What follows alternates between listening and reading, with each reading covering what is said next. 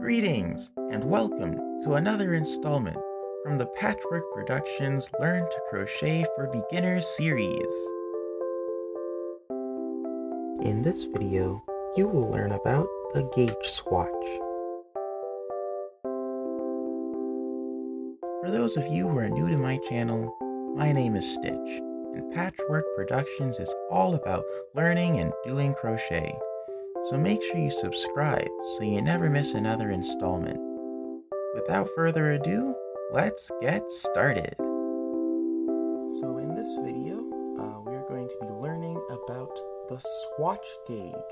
We're going to learn how to measure gauge on a swatch and learn why it is very important.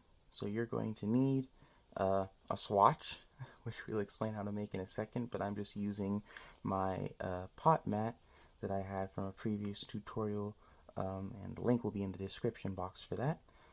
You'll also need some pins that you can use, some just standard, I don't know if you can see that very well, some pins here, and you'll definitely need a ruler. So first, what is a swatch? Well, a swatch, to put it simply, is a sample of a larger piece of work.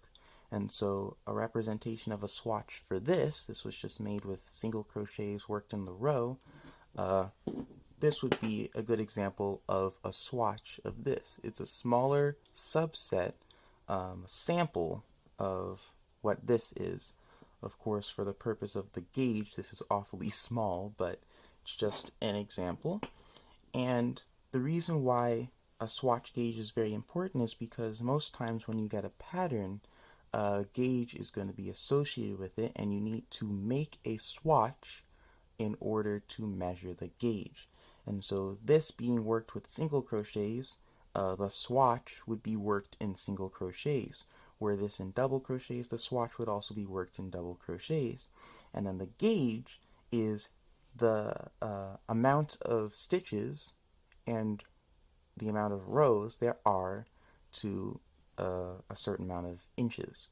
So let's say that you have a pattern and the gauge is 10 stitches to 4 inches. I think that's a bit extra proportional, but that's just an example of a gauge where you need to count that there are 10 stitches within 4 inches. And then let's say they say 10 rows to 4 inches. That would be what that is. And the gauge is very important when it comes to things that need to be specific on size. If you're making something that somebody would eventually wear, baby clothes, adult clothes, sweaters, hats, slippers, things that need a particular size, maybe hats, less or no. But basically the gauge will help you keep that size, so that if you're making a shirt that's supposed to be a men's medium and you make that project, you need to ensure that that size is going to be what the project said it was going to be. Everyone crochets a little differently. My stitches, I know personally, they tend to be tighter. Some people might have their stitches tend to be looser, and so if I make with my tight stitches someone else's project and they had loose stitches, then my size is most likely going to be smaller than their project size. So we use gauge as a way to universalize project measurements to ensure that everyone can make a project and it'll always turn out to be the right size. So first, just as a quick note on how to make a swatch, whatever the primary pattern stitch is, that's what you make. And if the project specifies which stitch to make a swatch for, then of course you do it. Otherwise, you can look at the pattern. So this pot mat here, it was made with single crochets, so the swatch for this is very simple. I just make single crochets. And something important to remember with making a swatch is that it needs to be just a little bit larger than the size of the swatch you're attempting to measure. For example, if I am measuring my stitches within 3 inches on my swatch, I need to make my swatch about 4 inches, maybe 4.5, slightly larger. What's the reason for this?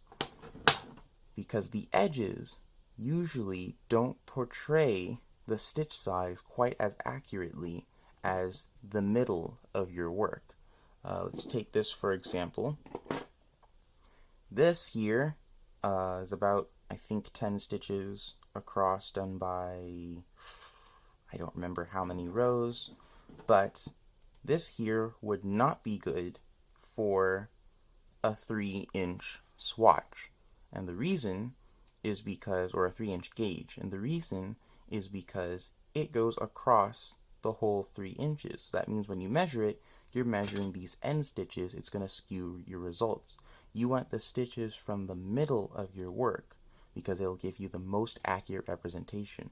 Also, a good practice to keep in mind, it's not absolutely necessary, but whatever is going to happen with your project when it's done, that may affect its size, you should do that to your swatch before measuring the gauge, because this would give you a more accurate representation that you're on the right track. So let's say that your project will then be washed, blocked, you know, I really can't think of anything else, but basically you would need to wash or block your swatch and then measure the stitches, because it will give you more accuracy on the size of your gauge. And so for this project here, because I'm using this as my swatch, it is sufficiently large for even 4 inches. And you don't have to make it this large, but whatever your gauge is measuring the inches for, so if it's measuring within 2 inches, you should make it maybe 3 inches, so that there's a little bit of space that you have to measure in the middle of your work and not at the edges. Now for the gauge. To find the gauge, we're going to need to be able to identify a stitch. Now this is something that I've personally thought about. If anybody is aware of the answer to this question, feel free to comment down below. I'm actually uncertain what you would do if you do pattern stitches. Later in my tutorial series, I'll get into making various pattern stitches, which are combinations of the elementary stitches that we covered, that will, allow you to make different textures, different looks, and not just have the standard single crochet, double crochet, half double crochet, etc. I could not find anywhere how you would measure the gauge for a pattern stitch. Perhaps if you look at a pattern that uses a pattern stitch, they will tell you. But I am very interested in finding that out. If I happen to find something, I will most likely share a video on it. But for now, this tutorial will just be for the elementary stitches, and I'm just going to demonstrate on the single crochet. And so you have to first, when measuring your gauge, be able to identify what a stitch is. I did mention when talking about double crochets that the stitch can also be referred to as a post. And if I have a demonstration here, this might actually be treble crochet that I have here. But you can see that this one treble crochet stitch here can also be called a post.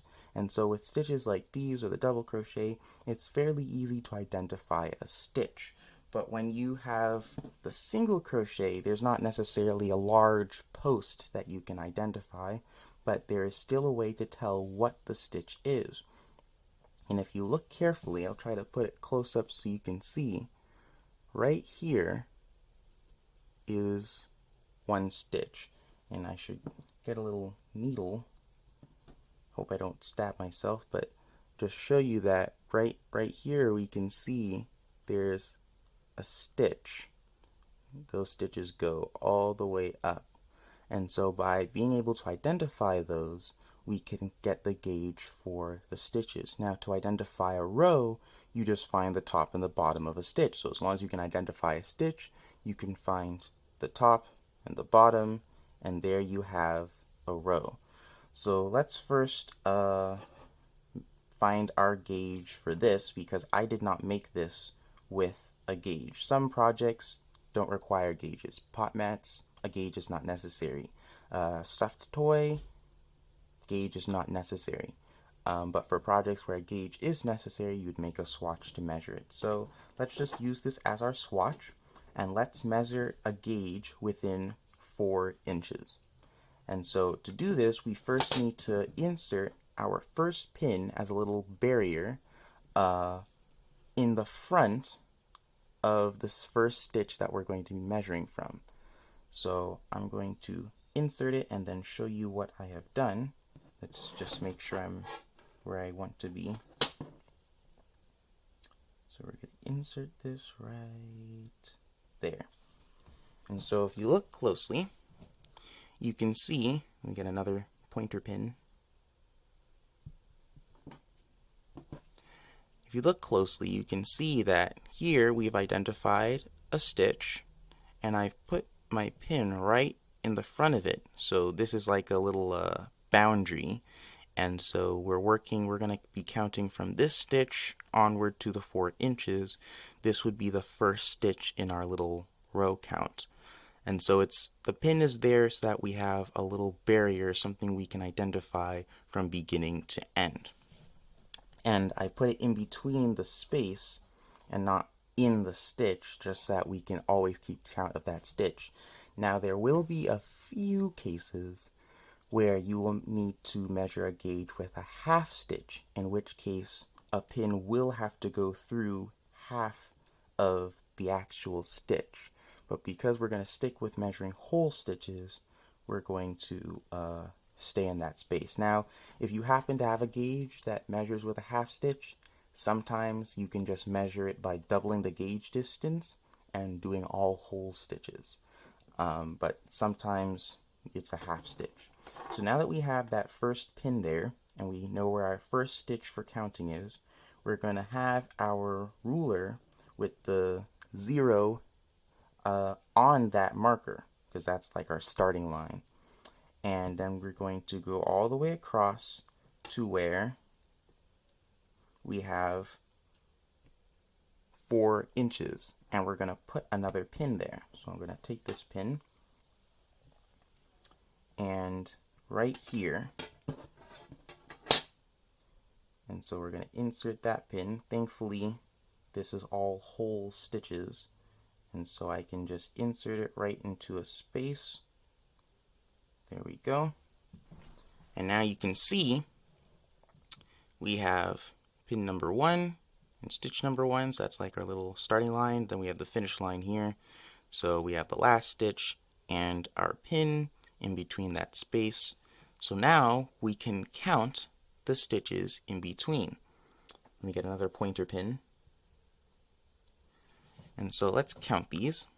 We have 1, 2, 3, 4, 5, 6, 7, 8, 9, 10, 11, 12, 13, 14.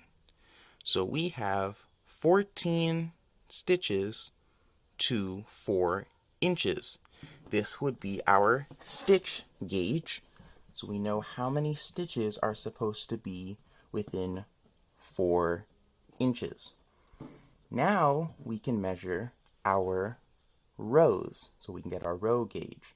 Now remember, we need to be able to identify a row. So because we know, if I could pick up my pointer pin, because we know where a stitch is, we can know how tall that stitch is, and we can count our rows.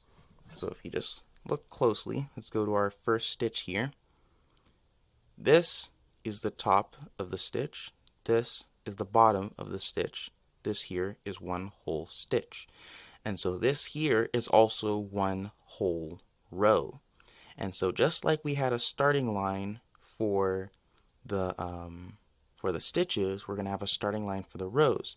And we're going to just put it, I'm going to leave it where this pin is so that we just have a little square that we're working with. And it's going to go right here, because that's going to be the starting line. This is going to be the first row in our row count.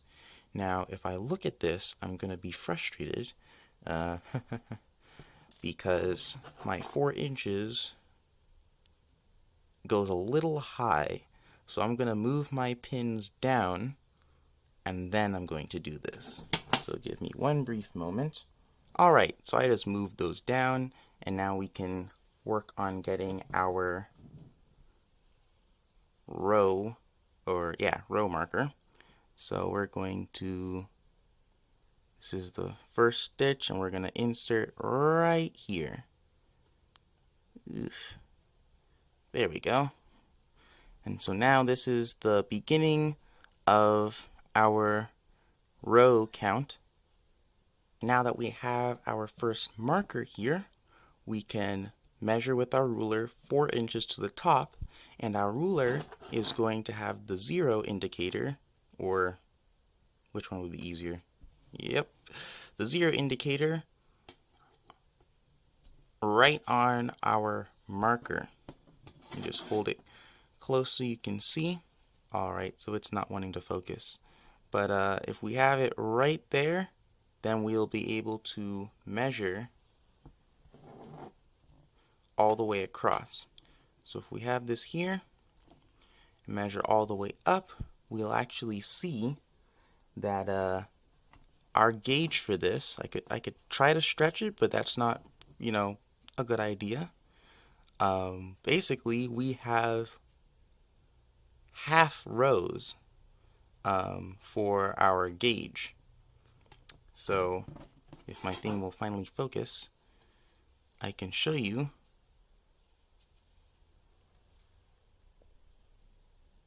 There we go. You can see here that from our marker here of 0, we have half a row. Now, my project is a little bent. As you can see, it's a little warped, but for the sake of good practice, I am not going to change this. I'm going to work with a half row. It'll be a good lesson for my viewers. So let's just fix this. And now I'm going to take another pin. I'm going to measure 4 inches, and I'm going to put my pin right in the middle of the row. And so this would be a half row count. Now we can count these and see. So we have, and get another pointer pin. 1, 2, 3, 4, 5, 6, 7, 8, and a half. Let me just count this again to be sure. We have 1, 2, 3, 4, 5, 6, 7, 8, and a half. So we have 8.5 rows to 4 inches. So now we have a gauge on our swatch. And if I wanted to give out this project to somebody and it required this gauge swatch, I'd be able to write in the project that the gauge is 14 inches, 14 stitches to the 4 inches and 8.5 rows to 4 inches. And I would be able to give this to somebody else to have them replicate it. Now let's work on, what you would do if you had to follow that gauge. So now you have a gauge. I've given out this project, and you know that you need to have 14 stitches to 4 inches and 8.5 rows to 4 inches. And I recommend a hook size of 5.25 millimeters, or a US I9. So you make the project and it doesn't turn out to be the right size. Let's say in your case that it is smaller than it should be. So you make it with this hook, and the gauge has less stitches in less rows to the 4 inches that you're supposed to have. What you would do to correct this is you would move your hook size up by 1 or 2, up to your judgment, but you would remake the swatch and you'd use a slightly larger hook. So let's say you use this one, a 6.5 millimeter hook, or a US K10.5, and you remake this swatch and you have more stitches and more rows to the 4 inches than you're supposed to have. What you would do then is you would use a slightly smaller hook. This is a 5.75 millimeter hook, or a J10. Let's say you use that and you get the right gauge. Now you can actually make the project and it'll be the right size. So the principle when having a gauge swatch is, once you know the gauge, you make a swatch that has the right measurements. So if you're measuring within 4 inches, then you would need to have a gauge swatch that's 5 inches. And you make it with maybe the recommended hook or a hook of your choice. Usually the recommended hook is a good place to start, but sometimes you may know that you generally have looser or tighter stitches and you'll go with a hook larger or smaller depending. But if your gauge is smaller than the gauge that they have, you need to use a larger hook. And if your gauge is larger than the gauge that they have, you need to use a smaller hook. So just to help you understand this, I have 3 different mini swatches here. This swatch was made with a 5.75 millimeter hook. This one was made with a 6.5 millimeter hook, and this one was made with a 5.25 millimeter hook.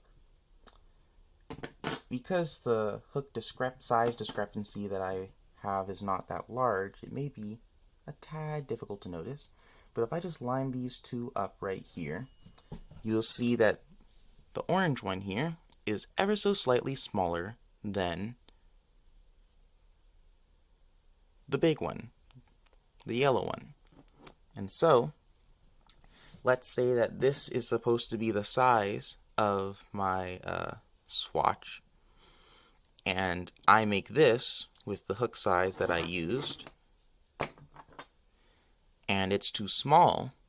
I would then step up the size so that I get the same amount of stitches but covering a larger distance, so it will be larger. But let's say that this is supposed to be the size of my swatch, and mine comes out like this because I use this size here. Then I would use a smaller hook because I will get the same amount of stitches covering a shorter distance, and so I will get the right size. So this is just a visual way to see how changing the hook size helps you match the right gauge. Now, another reason why gauge is important, I have personally found this out when I have been making various things with the different yarns that I have, because I've accumulated a lot of random yarn. As you can see here, this gauge swatch, or swatch I should just say, is about the same size as the yellow one, which is supposed to be the bigger one, especially since this blue one was made with an I9 5.25 millimeter hook, as opposed to the yellow one, which was made with a K10.5 6.5 millimeter hook. So there's quite a large difference between the hook sizes there. So why would they be the same size? Well, there are two reasons. One reason, I have to be honest, this is the actual I9 hook I used as opposed to this. The difference between these two hooks, this one is anodized aluminum, this one is plastic. This is something that I have personally when I'm crocheting, is that I find the plastic ones have just enough give, just enough bend, that I feel tentative when I'm crocheting, and so I tend to stitch looser because, well, I'm afraid of breaking the hook by, pulling on the yarn, yarning over, and all that stuff, especially since I tend to have tighter stitches. And so when I used this plastic hook on this one, I can guarantee you that I stitched a lot looser than I did on my other two, and so that contributed to the size. Another way of understanding that stitching tighter or looser has a huge effect on the size of your final project. So that's number one. Number two, these two yarns are from the same brand. I think it was a Red Heart Saver or something. I don't quite remember. But I've noticed with these yarns that they have a little bit more, what do you call it? Spring? No, they're like fuller, if you would, than than some of the other yarns I have. So even though all four of these, or all three of these, are weight 4 yarn, every single last one of them, this one and this one, I guess you could say, have a little bit more air in them or something. So they're generally thicker and chunkier, whereas this one is a little bit more concise, compact. I'm sure I'm using all the wrong words here, but I hope you can understand what I'm saying. And so what I noticed is that these yarns cover more distance. They feel thicker. They're stiffer in a way. This one, I forgot which brand this one is, but it's a lot more concise. It's a lot more dense. So when you crochet with it, it covers less area. It's more neat, if you would, instead of this one looking a little bit more fluffy. I'm sure you really can't see the difference, but the point is, different brands of yarn will act differently, as well as different materials. Now, these three are all acrylic, but they definitely do feel different in texture. This one almost feels like it's not glossy, but silky, whereas this one feels more, as I said, fluffy, if you would. And so different brands of yarn will have different feels, size, and response to which hook size you use.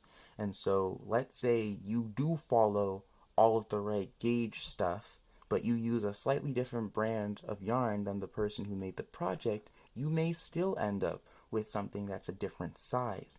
And so it's always important to take into account all these factors. The yarn one, less so, because it's not as common to have something like this, but as you can see, it's made quite a sizable difference in the fact that this was made with the smallest hook size I have out of the three I use, and it is just about the same size as the yellow, which I made with the larger hook size. So these are just some tips and pointers for how to make sure you have the right gauge. And just as a little summary, you have to be able to identify these stitches when you're measuring the gauge for any stitch. For the double crochet and the treble crochet, it's a lot easier to see the stitch as opposed to the single crochet. So you gotta look nice and close and be able to identify that little stitch right there. And then you just put your pins to mark the beginnings and the ends of where you're going to be measuring within. Also, remember that you want to have your swatch be larger than the size that you intend on measuring in. So if I was measuring my gauge for 6 inches, I would not want to have something this big. I want to have something larger. Of course, you generally don't get gauges that large. They stick around the 4 inches and less mark. but you would need to have something larger. So if I was measuring a 3-inch gauge, this would not be an ideal size because it is just about 3 inches. I'd want something just a little larger so I could measure. And then if you've made your swatch and measured your gauge, and your gauge is smaller than the gauge of the pattern you're following, you can just use a larger hook. And if your gauge is larger than the pattern you're following, you just use a smaller hook. And you just make some adjustments until you have the right size for your gauge. So, this is just a little something you do to ensure that you have all the right sizes. If anyone has any questions, feel free to let me know in the comments down below. But as for all this, that will be all for this tutorial. Thank you for watching this video. If you enjoyed this tutorial and want to learn more about crochet, be sure to hit the subscribe button and ring the notification bell so you never miss another video. Don't forget to give this video a big thumbs up and also share this video with your friends and family or on social media. And feel free to leave a comment down below. If you have any questions or suggestions or any feedback, I'd love to hear from you. Until next time, catch you later.